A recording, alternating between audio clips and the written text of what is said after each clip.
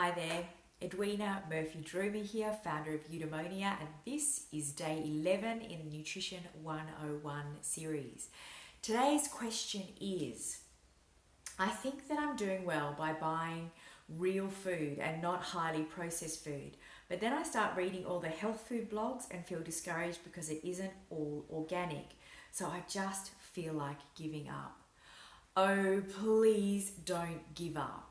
All I can see in this question is that you are doing really, really well. And that is simply by understanding that eating real food is so superior to eating processed, cheap, fast, easy, convenience foods. So let's think about this and break it down a bit. It goes back to what I talked about in the very first video, which is overwhelm. And that's what happens when we start scrolling through all these health blogs and there's so much conflicting information and what is, a superfood and what is going to be the magic bullet in fixing our health. And, we get this kind of over-exaggerated, hyped up sense of urgency around doing certain things or not doing certain things.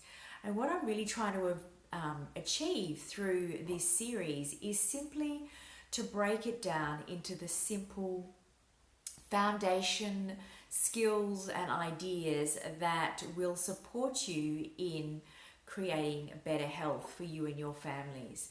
So eating and choosing real foods over processed foods is a fantastic thing to be doing. If you do nothing else, this will make a big difference. So then why do we look at organic foods over non-organic foods? Well, we know that pesticides are hurting our health. They're not good for our health and they're not good for the health of the environment.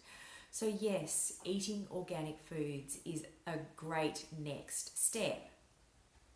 So the Environmental Working Group each year puts out a list that's called the Dirty Dozen and the Clean 15. And this is a great guide that can help you to decide, if your budget is not leaning towards an all-organic diet, then you may want to break it down and look at the foods that are the most heavily have the most amount of pesticide residue on them and those that have the least, and then that will help you to choose which foods you might prioritize in buying organic.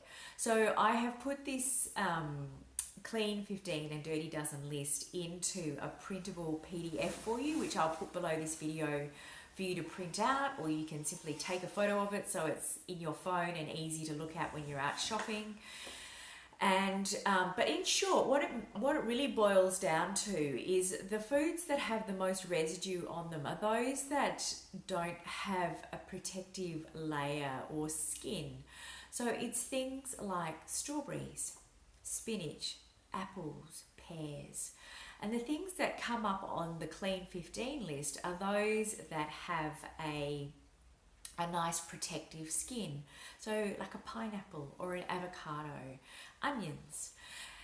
So just using that even as a basic guide when you're buying food could really help you in starting to move towards a more organic diet.